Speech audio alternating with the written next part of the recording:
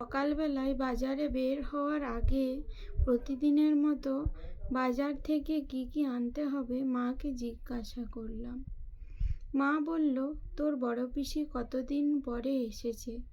ঠাকুরজি আমার হাতের পাবদা মাছের পাতলা ঝোল খেতে বড্ড ভালোবাসে।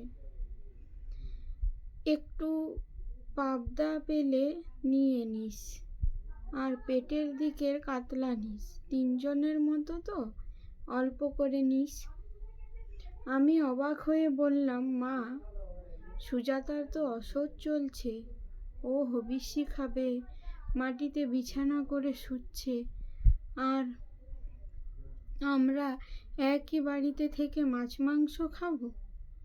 কালকের মতো পনির আনলে হতো না? আমিও তো তাকে গত বছর মা বলে ডেকেছি। মা মুখ বিকৃত করে বলল, ওর মা মারা গেছে, ওকে তো অসহ্য পালন করতে হবেই। মেয়ের বিয়ে হয়ে গেলে বাবা মার জন্য 3 দিন পালন করতে হয়। সেটা করে ব্রাহ্মণ ভোজন করে দিলেই ঝামেলা মিটে যেত। তা নয়, তিনি জেদ ধরেছেন 15 দিনই পালন করবেন। তো তার জন্য তুই কি আবার 15 দিন ধরে হবিষ্যি খাবি নাকি মাথা নাড়া করে করবি? শোন, মা মাই হয়, শাশুড়ি কখনো মা হয় না।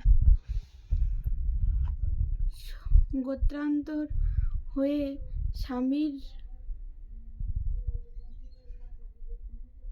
বাড়িতে আসতে হয় বলে মেয়েদের স্বামীর বাবা মাকে বাবা মা করে নিতে হয়।